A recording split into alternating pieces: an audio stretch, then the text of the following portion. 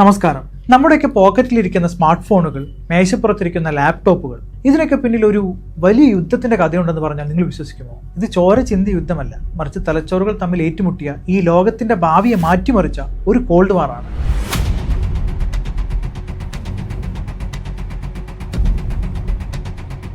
ആയിരത്തി 1980കളുടെ തുടക്കം. അന്ന് കമ്പ്യൂട്ടർ ലോകം ഭരിക്കുന്ന ഒരു ഭീമനാണ് IBM. അവർക്കൊരു വിളിപ്പേരുണ്ടായിരുന്നു, ദ ബിഗ് ബ്ലൂ.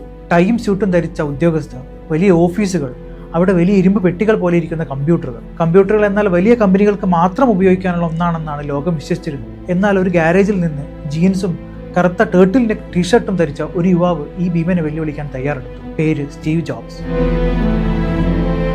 ഒരു കൊച്ചു കളിപ്പാട്ടം പോലെ കയ്യിൽ കൊണ്ടു നടക്കാവുന്ന, സാധാരണക്കാരന് ഉപയോഗിക്കാൻ കഴിയുന്ന ഒരു കമ്പ്യൂട്ടർ, അതായിരുന്നു ജോബ്സിന്റെ സ്വപ്നം. IBM ഈ ആശയത്തെ പുച്ഛിച്ചു തള്ളി.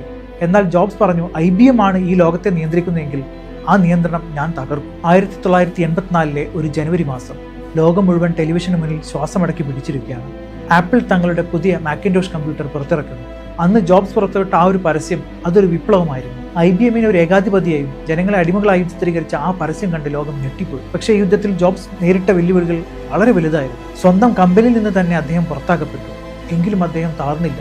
മൗസും ഐക്കണുകളും നിറഞ്ഞ ഇന്നത്തെ ഡിജിറ്റൽ ലോകം രൂപപ്പെടുത്തിയത് ആ പരാജയത്തിൽ നിന്നുള്ള അദ്ദേഹത്തിന്റെ ഉയർത്തെഴുന്നേൽപ്പായിരുന്നു. പണ്ട് റൂമുകൾ നിറഞ്ഞു നിന്നിരുന്ന കമ്പ്യൂട്ടറുകൾ ഇന്ന് നമ്മുടെ വിരൽത്തുമ്പിലെത്തിയത് ആപ്പിളും IBM തമ്മിലുള്ള ഈ ശീതയുദ്ധത്തിന്റെ ഫലമാണെന്നും ചരിത്രം പറയുന്നു. ഭീമന്മാരെ വീഴ്ത്താൻ വലിയ വലിപ്പമൊന്നും വേണ്ട, വ്യത്യസ്തമായി ചിന്തിക്കാനുള്ള ഒരു ബുദ്ധിയും തോൽക്കാൻ തയ്യാറില്ലാത്ത ഒരു മനസ്സും മാത്രം മതി. സ്റ്റീവ് ജോബ്സ് ചെയ്തതും അതായിരുന്നു. ഇതാണ് ഇന്നത്തെ കഥ.